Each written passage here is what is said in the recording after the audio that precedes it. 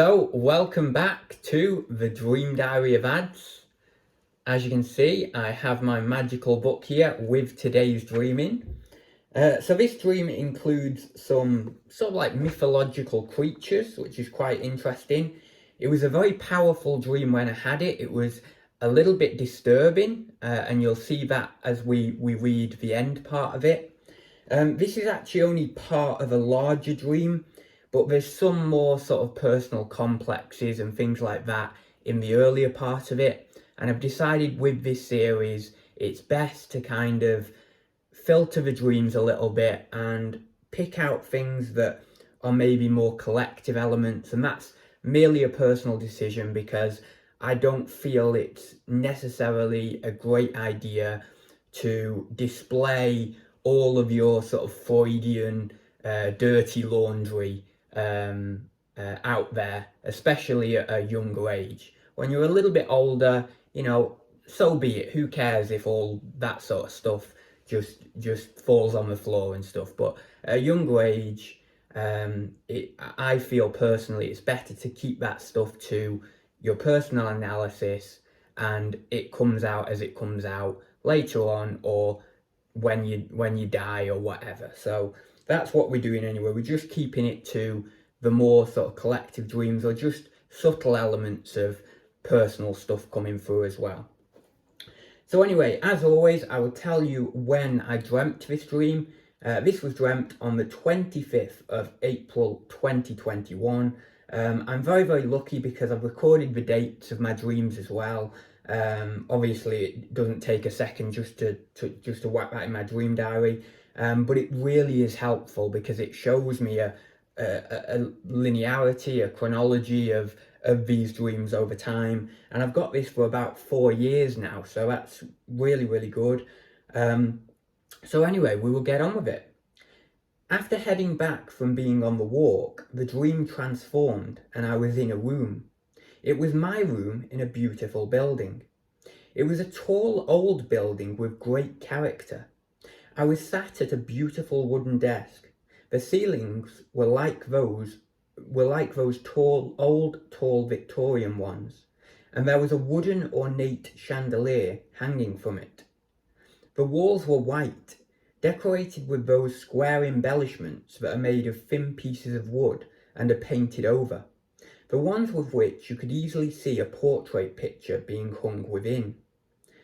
There was a huge bed with stylish modern covers. They were white with a dark red cover draped over the bottom part of the bed, as sometimes they do in hotels.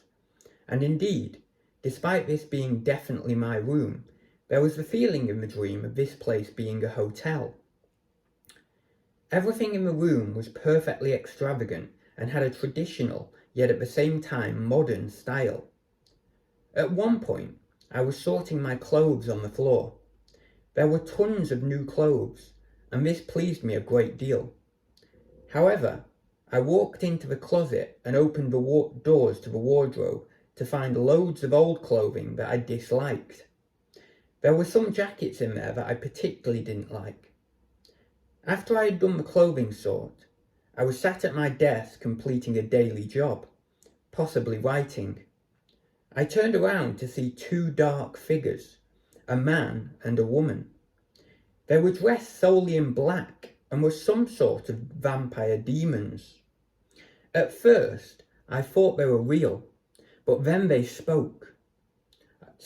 At first I thought they weren't real, but then they spoke. We are real. We have come alive out of the fantasies in the books. There is a power in the right words. I wasn't nervous. I wasn't scared. I thought to myself, Shakespeare always chooses the right words. If I'm a wordsmith, I can do this. Immediately I said with a fierceness, power of words, power of wisdom, I send you to the hell of oblivion. I saw they were transported by a white light that folded in on itself. They had gone to what they considered their hell. Next I saw the Mad Hatter in Johnny Depp's form. He was sitting in a chair he liked at a table, but my words, for some reason, had now transported him to his personal hell as well. I was shocked and unhappy with this. I saw him in this modern, normal house, which was his hell. He wasn't joyful there, and so I immediately chose the words, "Power of love, power of care, I no longer want you to suffer there." He got transported back and was happy again. The dream ended with me being thankful he was okay. So that is a dream that is, looking back on it now when I chose it for this particular video, it's a dream that is incredibly important for my psychological development, particularly with eccentricity and things like that, the representation of the Mad Hatter, of course. I am not going to go into interpretation of it fully because, to be honest, I don't know. I was just thinking there, like, oh, vampire demons and stuff like that.